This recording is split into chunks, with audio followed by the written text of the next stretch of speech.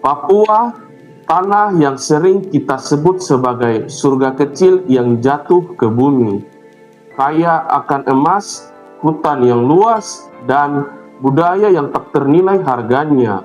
Namun, di balik semua keindahan itu, ada sebuah narasi mengkhawatirkan yang terus berbisik, bahkan berteriak dalam beberapa tahun terakhir, yaitu orang asli Papua sedang menuju kepunahan. Apakah ini hanyalah sebuah kecemasan tanpa dasar, ataukah ini sebuah alarm bahaya yang nyata yang terjadi di depan mata kita? So, mari kita bahas.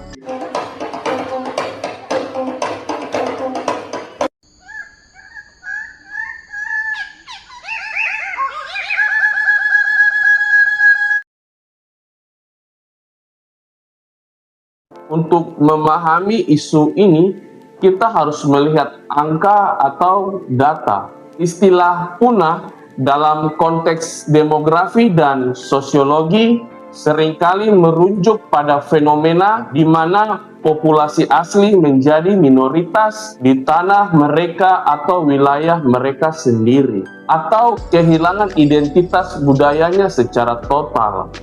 Sejak Papua berintegrasi dengan Indonesia, arus migrasi spontan maupun program transmigrasi di masa lalu telah mengubah wajah demografi Papua secara drastis. Di wilayah perkotaan seperti Jayapura, Merauke, atau Sorong, presentasi orang asli Papua kini bergeser. Para sosiolog menyebut fenomena ini sebagai marginalisasi. Ketika gelombang pendatang masuk dengan kesiapan ekonomi dan pendidikan yang lebih tinggi, masyarakat lokal seringkali tergeser ke pinggiran, baik secara geografis maupun ekonomi. Jika tren ini terus berlanjut tanpa adanya intervensi dalam beberapa dekade atau beberapa tahun-tahun ke depannya, presentase orang asli Papua akan terus menyusut di tanah Papua sendiri. Namun, ancaman ini tidak hanya dari jumlah pendatang yang datang ke Papua, tapi ada 3 faktor utama yang memperparah situasi atau kondisi ini lebih buruk lagi, yaitu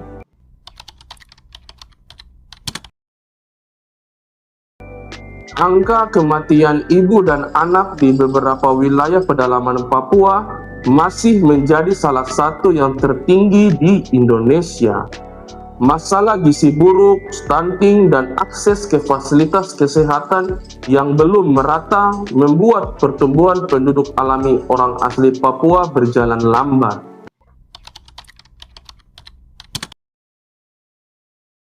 Bagi orang Papua, tanah adalah ibu. Tanah memberikan kehidupan, pangan, dan identitas. Ketika hutan dan tanah adat berubah fungsi menjadi industri skala besar, struktur sosial dan sumber pangan alami orang asli Papua ikut terganggu.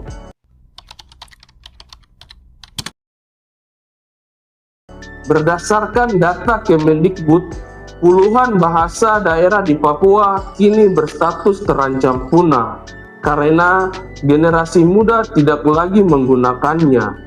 Ketika sebuah bahasa mati, sebagian dari peradaban dan cara pandang suku tersebut ikut punah. Mendengar poin-poin tadi, rasanya masa depan orang Papua begitu gelap. Tapi tunggu dulu, orang Papua tidak tinggal diam. Narasi kepunahan ini justru memicu gelombang kesadaran baru di kalangan generasi muda Papua. Sekarang kita melihat kebangkitan anak-anak muda orang asli Papua. Mereka mendirikan sekolah adat, mendokumentasikan bahasa daerah lewat digital, memperjuangkan hak hutan adat, hingga menduduki posisi-posisi strategis di bidang sains, politik, dan ekonomi.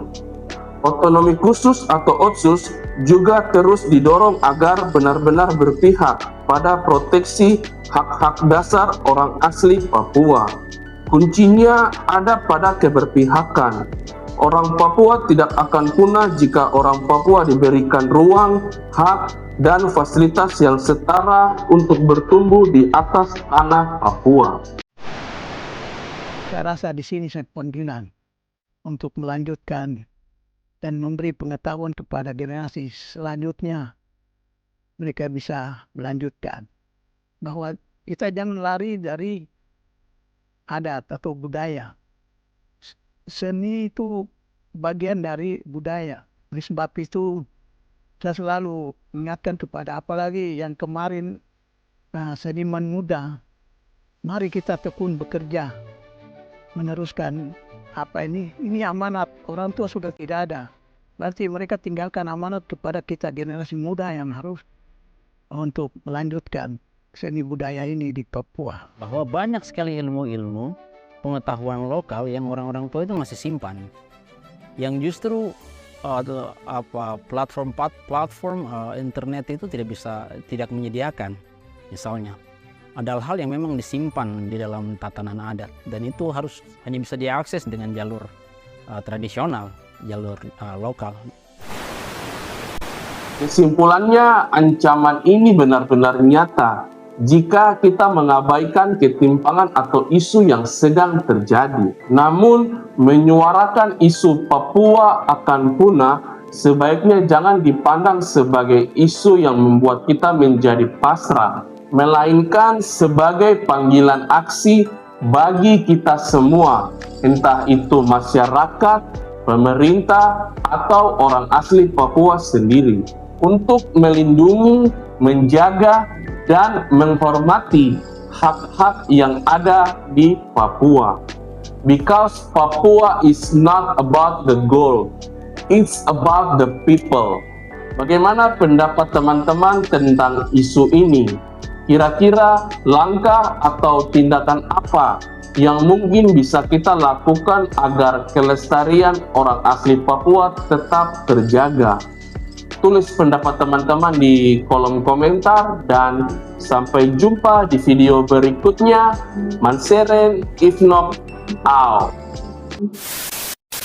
Untuk memahami isu yang ini, ada 3 faktor utama yang